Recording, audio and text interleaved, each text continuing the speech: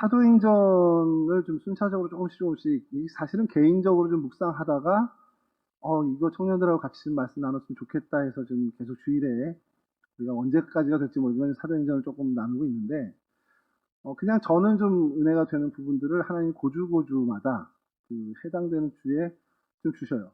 그러니까 제가 그릇이 잘 안 돼서 표현력이 약해서 여러분들에게 표현을 잘 못하고 공감을 못해서 이 말씀의 은혜가 제가 누리는 것만큼 못 누리는 거지. 요즘 시대에 우리 청년들, 우리가 저희 그리스도인들이 살아가는 이 코로나 시절, 다시 한번 우리가 신앙의 본질에 대해 좀 생각할 수 있는 좋은 시간들이었던 것 같아요. 저는요. 오늘도 마찬가지인 게, 여러분 성령 하나님을 왜 우리가 만나야 되고, 왜 성령 하나님이 우리 가운데 충만해야 될까요? 되게 본질적인 질문인데, 성령 충만의 삶을 왜 살아야 됩니까? 라는 거예요. 이미 구원받았는데, 이미 구원받은 저와 여러분들의 삶 속에 왜 성령 하나님께서 임재하셔서 정말 강하게 성령의 권능으로 우리를 이끌어 주셔야 되느냐. 당연히 우리가 막연하게는 당연히 그렇게 사는 게 맞지라고 생각을 하는데, 왜? 만약에 그런 성령 충만이 안 되면 뭐 큰 문제가 생기나? 라는 걸 한번 질문해 보자는 겁니다. 늘 살아오던 대로 그냥 우리 흔히 루틴하게 살아가면 주일에 여러분들 늘 교회 오실 거고, 늘 식사 자리 앞에서 기도하실 거고, 자기 전에 하나님 찾고 또 매일매일 조금씩 성경을 읽어 나가는 삶을 살 거예요. 그냥 성령 충만이 하지 않더라도 여러분들의 늘 살아온 습관대로 살아가다. 그럼 그렇게 사는 게 의미가 없냐? 아니죠. 굉장히 중요하게 사는 거죠. 근데 그렇게 살면 그럼 될 텐데, 왜 목사님은 매번 그냥 성령에 우리가 사로잡혀야 된다, 성령 충만한 삶을 살아야 된다, 이런 얘기들을 하실까? 도대체 뭐 나보고 헌금 많이 하라는 거야? 뭐 이런 생각도 할 수 있고, 교회 봉사하라 해서 저러는 거구나. 교회 뭐 의자 날릴 게 있나? 이제 뭐 그런 식으로 생각을 오버하는 친구들도 있는데, 그게 아니라 정말 중요한 문제가 숨어 있다는 거예요. 성령 충만의 열매가 우리 뭐 성령의 9가지 열매뿐만 아니라 오늘 본문에서 저희가 한 가지 굉장히 중요한 열매를 발견하게 된다는 거예요. 말씀 이제 들어가기 전에 주중에 있었던 얘기를 좀 여러분들에게 드리면, 오늘 본문하고 좀 연관되어져서 이것도 하나님이 참 재밌게 역사하시는구나. 하나님 굉장히 유머 코드가 있으신 것 같다는 생각이 든 거예요. 수요일, 목요일 서울 연회가 있었습니다. 금남교회에서. 그 서울 연회라면 서울 이 한강 북쪽에 있는 감리교가 다 모여서, 대표들이 모여서 그 연회, 그 정책을 결정하고, 또 중요한 일이 목회자들의 이제 그 과정을 이제 검증하고 안수를 주고, 이번에 좀 이슈가 됐던 것이 우리 한참 그 동성애 부분에서 막 되게 시끄러웠거든요, 교회가. 그거를 은연중에 좀 지지했던 분이 안수를 받는 연차가 됐는데, 그거 갖고 이제 좀 이렇게 얘기하시는 분이 생겼죠. 동성애 지지하는 목회자를 우리가 기독교 대한감리 이름으로 안수 줄 수 없지 않냐, 이제 논쟁이 있었고, 뭐 다행히 잘 이렇게 좀 해결된 것이, 뭐 지지하는 건 아니었다라는 거, 그냥 그분들에 대해서 좀 이렇게 얘기 표현한 것들이 지지한 것처럼 들려서 이제 그걸 오해를 풀고선 정식으로 동성애 지지하지 않는다, 이런 어떤 공개적인 그 인정과 함께 안수가 수여되는 그런 해프닝도 있었는데, 그걸 말씀드리려고 한 게 아니라, 첫째 날 연회에 담임 목사님과 저 그리고 정화성 장로님이 참석을 했습니다. 그리고 이제 회의가 다 진행되고, 코로나 상황이라 아직 그때는 거리두기 단계가 있는 상황에서 전체가 다 들어가지 못하니까 거리두기도 하고 70%가 이제 있어요. 둘째 날 교회에 좀 일이 있어서 1시부터 시작되는 연회를 좀 늦게 가야 되는 거 아닌가 하다 미뤘는데, 결국엔 그 일이 마무리되지 않아서 그 둘째 날에 참석을 못했습니다. 그런데 뭐 회의 결정하는 것도 아니고 안수식과 은퇴식 이런 것들이 있어서 사실은 저희 교회나 지방에 해당되는 것이 별로 없어서 다행히 잘 지나갔죠. 참석을 못한 상황이어도 큰 문제가 없었습니다. 자, 그런데 문제는 그날 밤에 제가 전화를 받은 거예요. 아니, 담임 목사님 오셨는데 목사님 왜 안 오셨어요? 저한테. 그래서 무슨 소리예요? 아니, 조성민 담임 목사님 아까 회의 시작할 때 계시던데 왜 가우지 목사님 안 오셨어요? 라고 이제 질문들이 한 3명한테 전화를 받은 거예요. 한 사람이면 그냥 농담이나 장부밖에 짤 텐데, 3사람이 똑같은 전화를 하니까 제가 좀 이거 뭐지? 싶은 거예요. 그 시간에 목사님은 나랑 하루 종일 교회에 같이 계셨는데 담임 목사님이 두 분도 아니고 금양교회에 가 계실 리가 없잖아요. 아니라 그랬는데 너무 확고하게 봤다는 겁니다. 당신의 눈으로. 그래서 제가 인정을 잘 안 하잖아요. 그런 거에. 강대 강이라 막 그냥 이제 어디서 이게 이런 되도 않는 얘기를 하면서 막 이제 했죠. 그래서 결국엔 뒷모습을 본 건가 봐요 하고서 그쪽에서 이제 인정하도록 했는데 전화를 끊고 나서 한참을 생각하는데 왜 그런 일이 벌어졌을까? 비슷하게 닮아서는 아니고 제가 나름대로 결론 내린 건 사람은 보고 싶은 것만 본다. 그러니까 살짝 뉘앙스가 비슷한 분이 앉아 계셔도 조 목사님 오셨을 거야 라고 생각하고 그냥 그렇게 믿어버리는 거예요. 왜 오늘 이 얘기를 드리냐면 이 경험을 하고 나서 진짜 사람은 자기 보고 싶은 것만 보는구나 이 생각을 할 무렵에 대학원 시절이 생각이 난 거예요. 근데 이제 이거는 부정적인 부분이 아니라 보고 싶은 것, 아는 것, 내가 알고 있는 영역, 내가 정말 어떻게 보면 실력 있는 부분들이 더 잘 보일 수 있다는 거예요. 무슨 말이냐면 제가 대학원 다니던 시절에 이 사회적으로 제일 큰 이슈가 됐던 게 트랜스젠더 문제였어요. 뭐 하, 씨부터 해가지고 방송계를 이제 막 나오면서 근데 이제 그게 왜 우리한테 이슈가 됐냐면 성경에는 분명히 반하는 현상이란 말이죠. 근데 그 영혼을 그럼 우리가 정죄해야 되냐? 사실 또 그렇지 않잖아요. 저희 만약에 동성교회에 그 트랜스젠더 되신 분이 회심을 하고 등록을 하면 성경에 돌로 쳐 죽이라 했으니까 너 나가 이럴 수 없잖아요. 분명히 우리가 영적으로 또 신앙적으로 분명히 케어할 부분이 있을 겁니다. 근데 그러다 보니까 이게 굉장히 이게 과격한 분들도 있고 그래도 그들도 구원받아야 할 대상 아니냐라는 그런 부분. 요즘 동성애와 이슈가 좀 비슷하게 흘러가는 게 있는데 근데 저희는 이제 그 관점으로 계속 보는 거예요.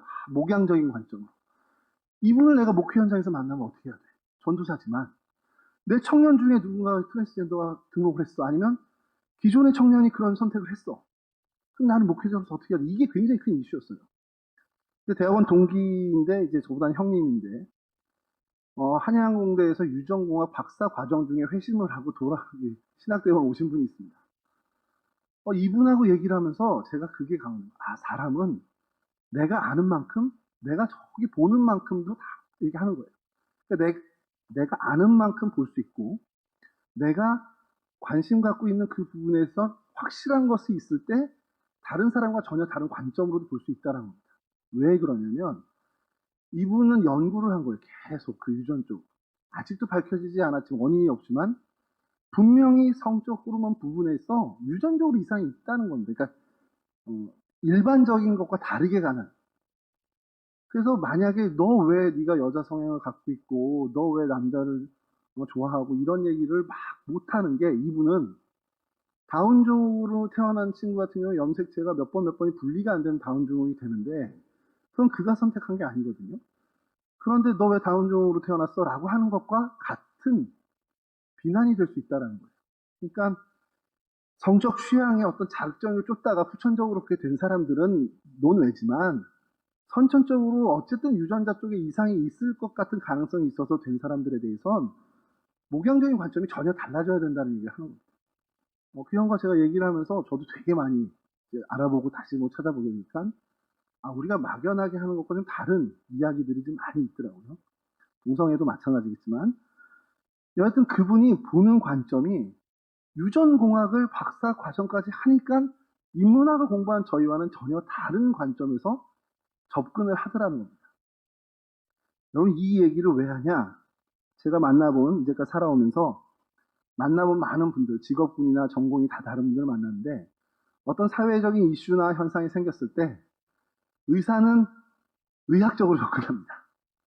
법률가는 법률가적인 입장에서, 문학가는 문학적인 입장에서, 저희처럼 성직자 목회자는 목회적인 입장에서 그 관점을 보고 접근하는 경우가 정말 많아요.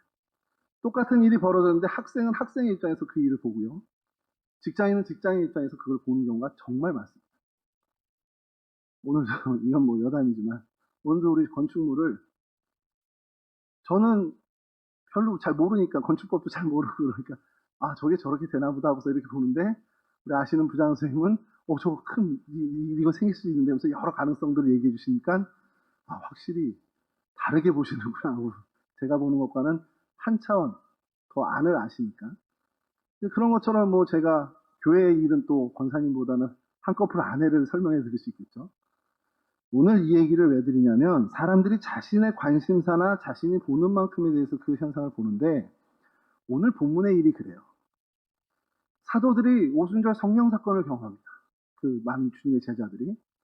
그러면서 서로 각기 다른 방언을 얘기하기 시작해서, 지난주에 말씀드린 것처럼 뭐 오늘도 잠깐 얘기했지만 하늘의 소리, 천사의 소리 못 알아들을 방언 말고 각양각색에 온 사람들의 언어로 이야기하는 걸 본 겁니다. 그 현상이 일어난 거예요.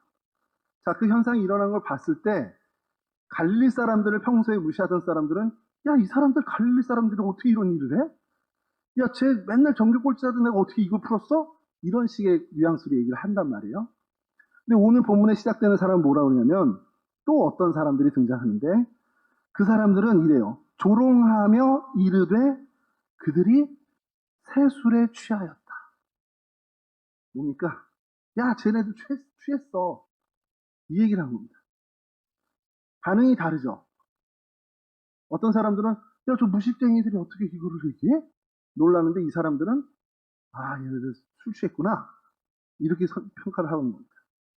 근데 오늘 제가 이들과 비교할 베드로는 그 즉각적으로 뭐라 그러냐면, 사람들한테, 야, 내 말 좀 들어봐. 취한 게 아니야. 지금, 야, 나 아침 9시인데 무슨 취해. 그러면서 이야기한 게 요엘서의 이야기라면서 하나님의 말씀의 그 이루어짐에 대해서 설명합니다. 결론은 그냥 딱 말씀드리고 오늘 말씀 그렇게 길게 할 게 아닌 게, 세술에 취했다. 이 사람들이 볼 때 이 현상은 이들이 평소에 갖고 있던 관점과 이들이 경험했던 그 경험치에서는 술 취한 현상으로밖에 안 보이는 겁니다. 왜냐하면 이런 거 본 적이 없어요. 살아오면서 성령이 임재해서 각양각색의 방언으로 이야기하면서 정말 논리정연한 복음을 증거하는 그 이야기, 이런 모습을 살아오면서 한 번도 본 적이 없는데, 그나마 그들이 경험한 거에서 제일 근접한 것이 술 취해서 막 정말 이해 안 되는 행동을 하는 거, 그거를 경험해서 그냥 거기에 빗대어 술 취했구나. 근데 여기에 재미난 것이, 술 취했는데 새술에 취했다고 얘기해요. 그냥 저 사람도 취했나봐 이랬으면 끝날 거를 왜 새술이라고 했을까? 이 사람들도 이제까지 봐온 취한 것과는 좀 다른 거예요. 이제까지 자기들이 경험한 술 취한 사람들의 모습과는 뭔지 모르지만, 설명할 수 없지만 뭔가 달라. 그래서 그냥 술 취했네가 아니라 새술, 우리가 모르는 새로운 술에 취한 것 같아 라고 이야기하면서 조롱을 하는 겁니다. 여러분, 이들이 왜 그랬을까? 이들은 자신들이 술에 대해서, 술꾼이라고 하긴 좀 그렇지만 술에 대한 관점과 이해를 갖고 있는, 그것만 갖고 있는 사람들이니까 그러니까 술과 전혀 무관한 사람들이라면 술에 대해서 생각도 안 했겠죠. 근데 술에 어쨌든 빠져서 술과 친분 있게 지내는 사람들이다 보니까 그 현상을 보고 술 취했다. 근데 이제까지의 술 취한 것과는 좀 다르니까 또 새로운 술인가 보다 하고 새 술에 취했다라고 조롱을 한 겁니다. 자, 이 사람들이 한 부류가 나오고요. 그리고 이 일 위에 베드로가 일어나서 얘기를 하죠. 14절인데요. 베드로가 11사도와 함께 서서 소리를 높여 이르되 유대인들과 예루살렘에 사는 모든 사람들아, 이 일을 너희로 알게 할 것이니 내 말에 귀를 기울여라. 내 말 좀 들어보세요 하는 겁니다. 때가 제3신이 9시입니다. 오전 9시. 야, 지금 오전 9시인데 너희들 생각같이 취한 게 아니야. 이 얘기를 하면서, 그럼 뭐냐? 이는 곧 선지자 요엘을 통하여 말씀하신 것이. 자, 베드로는요, 똑같은 현상을 보면서 이들은 쟤네 새술에 취했나 보다 할 때, 베드로는 같은 현상을 보면서 요엘서의 말씀을 생각해낸 겁니다. 왜 그랬을까요?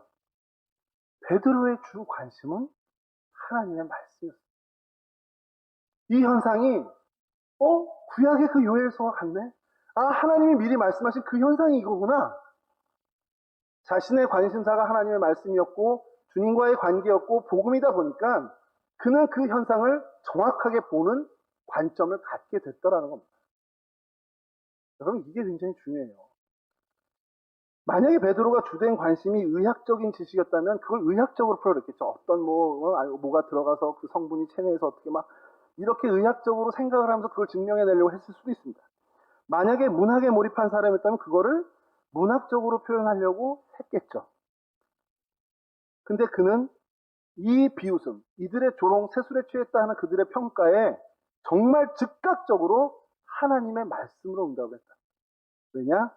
그의 모든 관심이, 다시 말씀드리면 하나님 말씀에 초점이 맞춰졌던 사람이기 때문에 그렇다. 그럼 여기서 우리로 좀 관점을 좀 바꿔보죠. 여러분들의 주된 관심사 뭡니까? 여러분들의 관심사. 여러분들의 마음은 도대체 뭘로 채워져 있습니까? 만약에 여러분들이 동일한 그런 현상을 봤을 때 여러분들은 그 현상을 어떤 관점에서 평가를 할까요? 뭐 세술이나 뭐 하나님 말씀 그걸 제외하고라도 여러분들이 만약에 그렇게 봤다. 좀 상상해 보면 내가 그 현상을 봤으면 나는 그 사람들을 뭐라고 했을까? 아, 저 사람들 심리적으로 불안해서 정신 이상이 왔구나. 조현병 초기 증상이다. 이렇게 했을 수도 있겠죠. 근데 그 모든 출발이 뭐냐? 내가 어떤 관심으로 어디에 초점을 맞추고 사느냐에 따라서 그것은 천차만별로 달리 나타난다는 겁니다. 여러분, 우리가 정말 그 말씀에 초점을 맞춘 말씀의 사람이 되어야 하는 이유가 우리가 말씀의 사람이 될 때에만 이 현상이, 이 일이 혹은 나에게 맞닥뜨려진 이 어떤 무거운 짐이든 모든 것들이 도대체 어떠한 의도로 하나님이 나에게 주신 것인가를 정확하게 볼 수 있는 유일한 방법이기 때문에 이 일이 왜 나에게 왔을까? 이 일이 왜 나에게 닥쳤을까?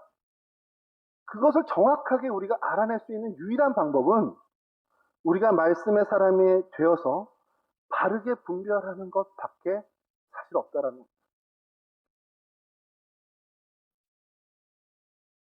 여러분, 여기까지 잠깐 잡아두고요. 세술에 대해서 좀 여러분들에게 좀 말씀을 드릴 것이, 요거 이제 보충 설명이니까 그거 좀 들어주세요. 보통 술을 취하는 사람은 어떻습니까? 제가 뭐 제 친구들이 술 취한 것까지 보고 뭐 이렇게 같이 어울린 적은 별로 없어서 그냥 만약에 이렇게 하더라도 초반에 이렇게 나오기 때문에 그 끝이 어떻게 되는지 나중에 구전으로만 들어요. 아, 얘 어제 뭐 이렇게 했어. 야, 얘 어제 뭐 몇 시까지서 걔네들 표현으로 뭐 꽐라가 돼서 뭐 이렇게 됐다라는 표현들을 좀 듣는데, 그래서 제가 사랑을, 연애를 인터넷으로 배우는 요즘 세대들답게 술 취한 사람들은 도대체 어떻게 되는지 인터넷에 검색을 했더니 일목요연하게 정리된 글이 있습니다. 술이 취하면요, 일단 첫째 의식이 흐려진답니다. 그러니까 정상적인 사고나 판단이 불가능해지고요. 이건 뭐 그냥 저희 아는 거고. 두 번째 현상이 뭐냐, 말의 조리가 없어진답니다. 이건 좀 재밌더라고요. 그러니까 횡설수설을 하는데 술 취한 사람의 말이 진심이 나올 때가 많대요. 취중 진담처럼. 근데 나오는데 그 표현이 논리가 없고 조리가 없다 보니까 그냥 횡설수설로 들리고, 그래서 진정성 있게 다가가는 일은 거의 없다라는, 그러니까 반응이 그렇게 보이고, 세 번째는 뭐냐면 이제 외형적으로 보여지는 것이 자세 자체가 흐트러진다. 그러니까 술 취한 사람이 정자세로 앉아서 취하는 경우는 거의 없다라는 거고요. 그 다음에 이제 네 번째, 다섯 번째는 조금 이제 사람마다 정도의 차이가 나오는데, 많은 경우에 허세와 만용의 이야기를 한다. 허언증이 좀 생기는 거고, 그 다음에 다섯 번째가 중요한 건데 예의라는 게 없습니다. 그러니까 뭐 선배님 뭐 이런 게 아니라 사람으로서 어떤 그 예의 있잖아요. 굉장히 사람이 무례해지는 그 과정을 거친다. 그러면서 이제 여섯 번째 마지막으로 배려라는 게 상실된 사람이 된다. 그러니까 나만 알게 되는 나 중심 사고로만. 그러니까 술이 취한 사람이 그 글에서는 그래요. 술이 취한 사람이 옆 사람이 젓가락 떨어진 거 주워 주는 일은 없다. 그런 얘기를 하더라고요. 그걸 보면서 남녀노소를 막론하고 술 취한 사람들이 보통 이런 일이 벌어지는데, 아까 그래서 그분들 그 조롱하던 사람들의 심리가 설명이 되는 거예요. 당시에 그런 술 취한 사람들을 늘 경험했던 이 조롱했던 사람들, 그들도 대략의 이런 모습들을 보면서 술 취한 걸 판단했을 텐데, 지금 사도들에게 임해서 다른 방언들을 이야기하는 사람들은 이에 해당되지 않아요. 특이한 현상이긴 한데 자신들이 지금까지 알고 있었던 뭐 자세가 흐트러진다든지 허언증을 부린다든지 예의가 없어진다 이게 아니라 오히려 더 또렷하고 정확하고 명료하게 그리고 예의를 갖추고 정말 배려심을 가지고 사람들이 신기한 기이한 현상이 일어나는 거예요. 그러니까 자기네들 범죄에 술 취한 건 아니니까 아까 말씀드린 것처럼 새 술에 취했다라고 할 수밖에 없다라는 거예요. 근데 여기서 이 성경 주석이 참 재미난 얘기를 합니다. 새술, 이들이 얘기하는 새술이 글류코스라는 단어를 썼어요, 여기서요. 이게 뭐냐면 글류코스인데 어원은 글류크스라고 해서 형용사인데 이게 뭐냐면 달콤하다라는 달콤한 향기로운 여기서 나온 게 이 새술 뭐 포도주에다 붙여 쓰기도 한데 그렇게 쓰는데 이거는 또 원래는 히브리어 티로시에서 그냥 파생된 단어입니다. 티로시는 뭐냐? 그 티로시를 이제 헬라어로 번역해서 이게 쓴 건데 이 단어가 되게 재밌습니다. 이 티로시가 갓 지어낸 세수를 지칭하는 단어인데 이게 어디서 왔냐? 야라쉬라는 단어에서 왔는데 이것은 차지하다, 점유하다라는 동사예요.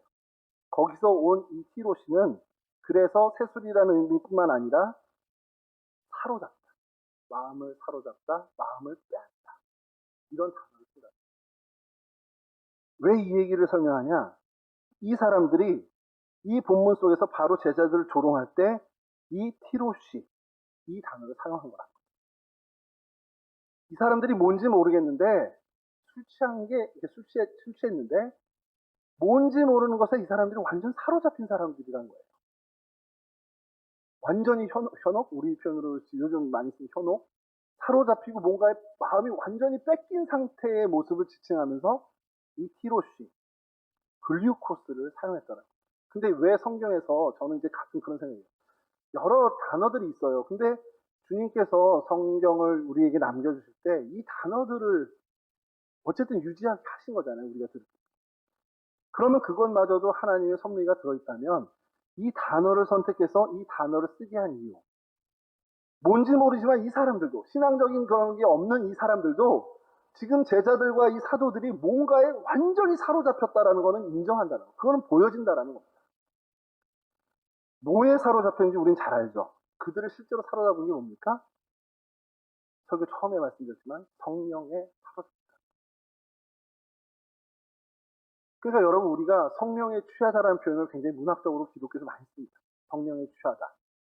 근데 이게 사실상 헬라어 원문이나 히브리어 원문에는 굉장히 근접한 말인 거예요. 우리말이. 성령에 사로잡힌 거예요. 그 매력에 그 달콤함에 완전히 사로잡힌 거예요. 그러니까 성령이 이끄시는 대로 우리 행동이 나올 수밖에 없어요. 그걸 세상 사람들이 평가가 취했느니 뭐 쟤네 무식쟁이가 어떻게 저렇게 이런 평가 있더라도 그건 상관없이 성령에 취한 그 행동, 그 성령에 취한 삶의 모습 이걸 성경에서 우리에게 얘기하고 있습니다. 그게 왜 중요하냐? 이제부터가 중요합니다. 여러분 세술에 취했다라고 표현한 것처럼 성령에 완전히 사로잡힌 이 사람들이 나타난 현상 우리가 지난주에 배웠지만 뭐였습니까? 그제까지 대화가 안 되던 그 사람들과 그날까지도 소통이 안 되던 그 사람들과 대화가 되기 시작하고 소통이 시작했다. 어제까지도 이해가 안 되던 그 사람의 삶의 방식이 난 납득이 안 돼, 수용할 수 없어 하던 그 모든 것들이 성령에 사로잡힌 순간 소통이 되고 이해가 되고 수용이 되는 사람들로 바뀌었다는 거예요.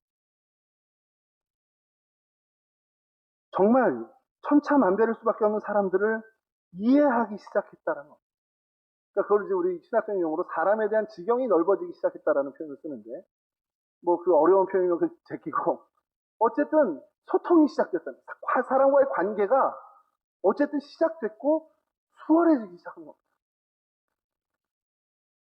제가 지난 주 중에 이렇게 막 검색을 하다가 영상 하나를 추천을 받았어요. 근데 왜 그 영상을 추천을 받았냐면 그 드라마에서 한 대사가 나오는데 그거를 어느 심리학자가 이렇게 좀 설명을 하면서 종사역적으로 풀어낸 게 있어요. 핵심이 되는 그게 귀에 탁 박히게 된 대사가 뭐였냐면 관계는 노동이다.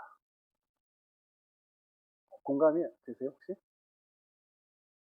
현대인들의 학생이든 직장인이든 사람과의 관계를 맺고 그들의 마음을 얻고 그들과 소통하고 하는 것이 모든 업무보다도 힘든, 정말 노동이라고 얘기할 수밖에 없는 그런 어려움이 있다는 겁니다. 뭐 시대적인 어떤 것도 반영하는 것도 있겠죠. 근데 이 심리학자, 종교사회학적으로 풀어내는데 뭘 얘기하냐? 대다수의 한국에 존재하는 모든 조직들이 다 그런 조직원들이 그런 아픔을 갖고 있다는 거예요. 그런 어려움을 갖고 있다는 거예요. 단계가 노동이다, 힘이다. 내가 어쨌든 신경 쓰고 해야 되는 숙제 같은 거다라고 하는데 그게 무시되는 조직이 있더라는 거예요. 장신 연구하다 보니까. 뭐 막무가내로 하는 건 아니겠지만 그게 즐거움이 되고 활력소가 되고 그게 어떻게 보면 에너지가 되는 조직이 있더라는 거죠. 그게 뭐냐? 교회더라는 거예요. 제가 그걸 들으면서 아 그래 교회에서 저 사람하고 관계를 위해서 내가 정말 숙제하듯이 뭔가 애를 쓰고 하는 거는 드물긴 하지. 왜냐면 나는 정말 그 사람에서 기도만 하면 되는 거야. 그러면 그거는 저절로 또 하나님이 풀어주시는 경우를 너무 많이 봤어요.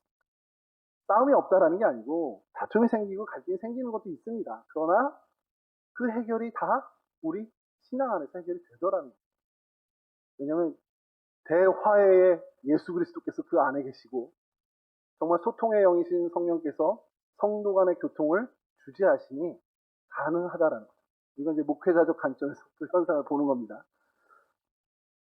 아 그래 성령 하나님의 많은 사역이 있지만 성령 하나님의 정말 그 많은 사역 중에 정말 중요한 한 사역이 서로의 교통. 사도신경의 성도의 교통이라고 표현하지만 오늘 우리의 표현을 하면 소통과 나눔과 이해와 수용이다. 여러분 살아가면서 이렇게 좀 뭐 약간은 무리수일 수 있겠지만 나를 진단하는 그 좌표 중에 하나가 내가 뭔가 불편한 사람과 불편한 관계가 내 안에 있는가, 특별히 신앙 공동체 안에서 나랑 불편한 관계가 있는가를 한번 계속해서 점검해야 될 필요가 있습니다. 만나면 껄끄럽고 이야기하기 싫고 여기서 잠깐 저쪽에서 나를 거부하는 건 제외입니다. 저쪽에서 나를 거부하는 건 내 책임 아니에요. 그건 제 잘못이 아닌데 내 마음에 저 사람이 꺼려지고 좀 피하고 싶고 불편하고 어렵고 그게 어르신이나 어려운 거 말고 그냥 진짜 난 기빨려서 힘들어 뭐 이렇게 하는 그런 어려움이 있다면 그걸 계속 점검하면서 해결을 해야 되는데 어떻게 해결하겠습니까? 성령에 사로잡힌 것. 성령 하나님이 그와 나 사이에 임하면 평강의 왕이신 주님이 그 사이에 임하신 것과 같고 그러다 보니 그 사이에 평화의 관계가 회복되어집니다. 그게 성령 하나님이 우리에게 주시는 굉장히 중요한 성령의 사역이고 성령의 열매입니다. 오늘 이 본문을 보면서 여러분 우리가 좀 관계를 다시 한번 생각했으면 좋겠는 게 여러분들이 고민하고 있는 뭐 교회 내의 관계는 사실 없을 것 같고 제 생각엔 직장에서나 가정에서나 모든 교우나 친구들과의 관계에서 정말 그가 정말 범법을 저지르고 하나님을 역행하고 하는 사람이라 내가 그 사람과 교류하는 게 어렵다면 그거는 제외고 그냥 일상을 살아가는데 저 사람 나랑 살아온 배경이 너무 다르고 나랑 생각과 가치관이 다르고 신앙적인 부분이 달라서 좀 어렵다 한다면 그 부분에 대해서 여러분들이 좀 고민할 필요가 있다는 거죠. 왜냐하면 그런 일들마저도 성령 하나님이 우리에게 임하면 어제까지도 이해 안 되고 막혔던 그 소통이 단번에 풀리는 이 오순절 사건처럼 성령에 사로잡혔을 때 우리는 사람에 대한 지경이 확장될 수밖에 없다는 거죠. 역으로 만약에 그런 불편한 관계가 그런 어떤 어려운 힘든 일들이 계속 지속된다면 나를 한번 하나님 앞에 다시 점검해야 되는 거죠. 잠언 16장에 보면 굉장히 중요한 말씀이 있죠. 사람의 행실이 여호와를 기쁘시게만 하면 그 사람의 원수까지라도 화목하게 해줍니다.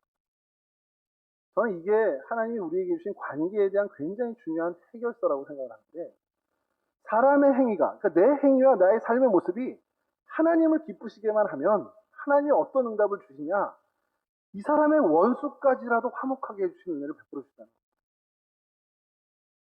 그러한 성령 하나님의 인재가 우리의 삶 가운데 있다면 우리는 더 이상 관계는 노동이야 라는 얘기를 하지 않는 크리스찬으로 살아갈 수 있다는 겁니다. 마지막으로 한 예화만 드리고 여러분 말씀드리겠습니다. 어떤 목사님이 이혼 때문에 상담을 하셨대요. 그러니까 한 15년 이상을 같이 사신 분인데 오셔서 이혼을 좀 해야 될 것 같다라고 상담하셨는데 분위기가 보니까 이혼에 대한 당위성을 얘기하시면서 목사님으로부터 그럼 이혼하셔야겠네요 라는 답을 듣고 싶어서 오신 것 같더라는 겁니다. 한 장시간에 걸쳐서 계속 얘기를 들으시고 몇 가지를 물으셨대요. 그럼 집사님 정말 아내를 진심으로 사랑하세요? 물으셨다.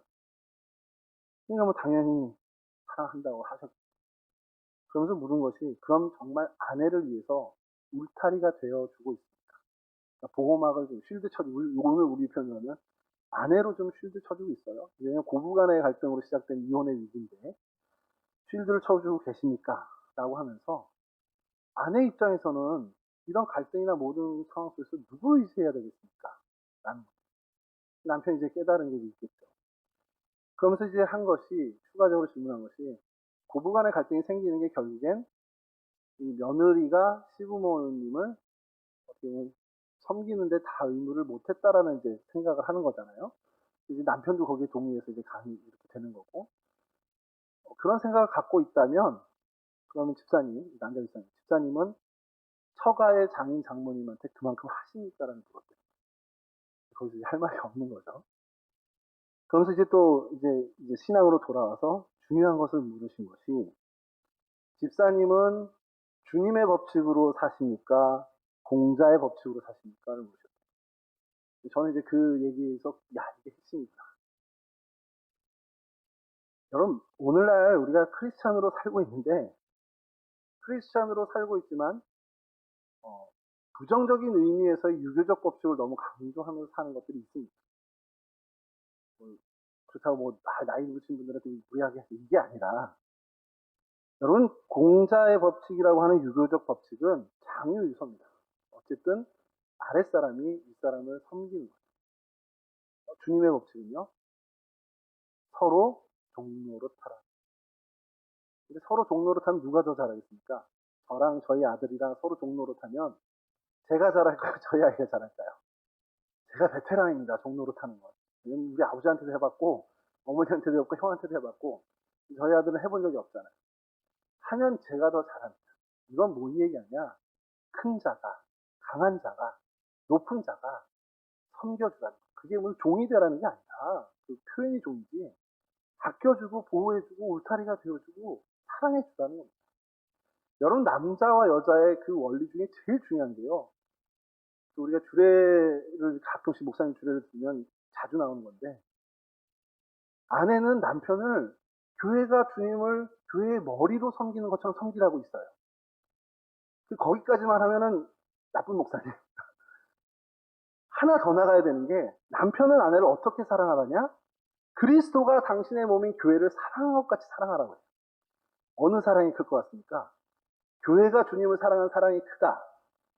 주님이 교회를 사랑한 사랑이 크다. 비교가 안 된다. 이건 뭐냐? 남편 된 자가 아내 된 자, 높은 자가 낮은 자, 강한 자가 약한 자를 사랑하고 돌보는 크기와 깊이와 넓이가 비교가 안 되게 커야 된다는 거예요. 여러분 주님이 교회를 사랑하는 크기와 우리 동성교회 청년부가 주님을 사랑하는 게 비교가 됩니까? 이러고 앉아있는데 주님이 사랑하는 거 생각하면 우리가 이러고 있어야 되겠어요? 정말 뭐 피를 토하면서까지 주님을 사랑해야 돼. 주님이 우리를 사랑하신 건 당신의 생명을 내어주셨어요. 찢기는 그 고통 속에서 정말 억울하게 아무것도 잘못하신 게 없는 그분이 우리를 살리기 위해서 하신 그 사랑이에요. 이제까지 교회가 그리스도를 위해서 그만한 사랑을 보인 교회가 사실 있나요? 역사 속에서 저는 없다고 봅니다. 뭐 순교자들 정도? 뭐 그래도 주님 따르는 그런지. 이 땅에 어느 교회가 자신들의 욕심을 다 내려놓고 주님을 위해서 정말 모든 걸 다 포기한, 저는 아직 못 봤습니다. 우리가 이제 그렇게 돼야 되는데. 여하튼 그렇게 주님의 법칙은 그러한 원리예요. 그래서 집사님에게 유교적 법칙을 따르십니까? 주님의 법칙을 따르십니까? 이게 큰 결정타가 회개하게 된 겁니다. 그래서 뭐 그 이혼이 아닌, 더 잘 회복돼서 지내셨다라는 얘기를 제가 봤는데, 그러면서 그런 생각이 드는 거예요. 이 고부 간의 갈등도 만약에 공자를 내 머리 주인으로 모신 사람이라면 시어머니로서 당연히 며느리의 상전이 돼야 될 겁니다. 그런데 그 시어머니가 주님을 머리로 모신 그런 분이라면 며느리를 오히려 더 사랑하고 딸처럼 대할 겁니다. 그렇게 해야 됩니다.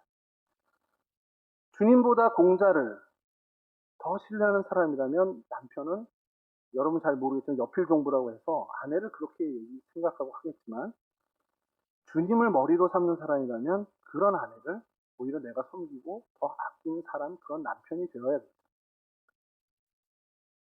내가 공자의 제자라면 아내한테 신부모님에 대한 의무를 요구하죠. 그것만 요구하죠. 근데 내가 주님의 제자라면 내가 처갓댁에 계신 장인 장모님에 대한 의무를 다하는 사람이 돼야 됩니다.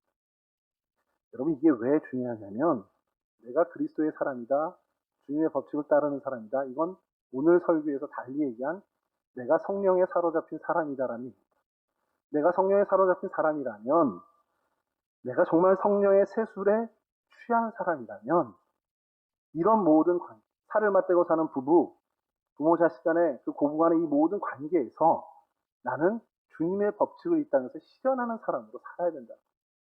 그게 사람에 대한 지경을 확보하고 사람에 대한 소통이 원활케 되고 관계가 회복되는 그러한 모습이다.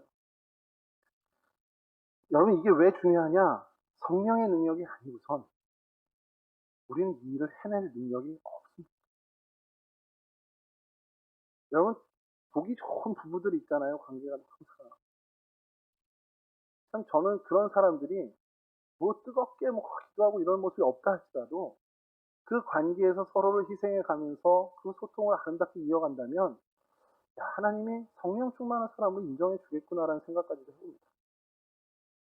교회 안에 청년들을 보면서 많은 사람들을 즐겁게 하며 그들에게 정말 복음의 어떤 위로를 주고, 아, 난 저 형만 만나면 참 힘을 얻어, 저 형이랑 참 상담하고 얘기하면 다시 신앙생활 할 어떤 계기를 마련해.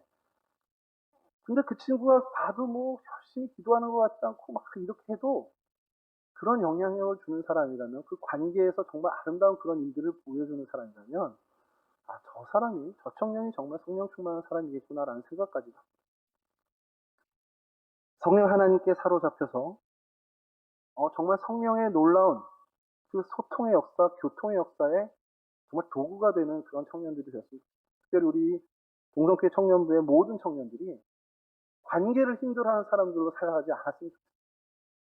이 관계에서 오히려 성령 하나님의 주시는 능력을 얻고, 그래서 관계와 이 소통에서 오히려 에너지를 얻는 그러한 정말 하나님의 도구, 성령의 도구로 살아가는, 그래서 여러분들을 사용해서 하나님이 이 땅 가운데 하나님이 이루시고자 하시는 놀라운 평화의 일을 이루시는 주인공들이 되었으면 좋겠습니다. 그 시작을 여러분들의 가정에서, 그 시작을 여러분들의 교회 공동체에서 먼저 시작하시고, 여러분들의 삶의 자리에까지 그러한 놀라운 소통의 은혜, 성령 하나님께 취해 성령의 역사를 일으키는 귀한 성령의 사람들이 되시기를 주님의 이름으로 간절히 축원합니다. 함께 기도하겠습니다. 참 좋으신 하나님, 감사합니다. 저희들 가운데 하나님 은혜 주셔서 정말 하나님을 알게 하시고 또 하나님을 즐거워하며 하나님을 앙망하게 하여 주시니 감사를 드립니다. 하나님, 우리가 더욱더 성령 하나님을 사모하게 하여 주시고 성령 하나님과 동행하는 그 귀한 일에 정말 최선을 다하는 하나님의 자녀들이 될 수 있도록 도와주시옵소서. 성령 하나님께서 우리 가운데 임재하셔서 우리가 정말 사람에 대한 지경이 확장되어지는 놀라운 일들을 경험케 하여 주시고, 그 확장되어지는 그 놀라운 일들 속에서 아름다운 소통과 교통을 이루며 하나님의 선한 일들을 정말 가꿔가는 하나님의 거룩한 일꾼들, 하나님의 자녀들이 될 수 있도록 도와주시옵소서. 그래서 우리 청년들 한 사람 한 사람이 정말 사람을 만나고 그들과 소통하고 그들을 돌보는 그 귀한 일이 정말 수월하게 하시고 성령의 능력에 힘입어 할 수 있도록 도와주셔서 이들을 통해 하나님, 사람을 살리는 하나님의 놀라운 일들이 아름답게 펼쳐질 수 있도록 도와주시옵소서. 각 가정에서 또 우리 동성교회 공동체에서부터 시작되길 원합니다. 우리가 함께 기도하며 이 일을 놓고 함께 힘 모아 하나님께 나아가는 저희 모두가 될 수 있도록 도와주시옵소서. 감사하며 예수 그리스도 거룩하신 이름으로 기도합니다. 아멘.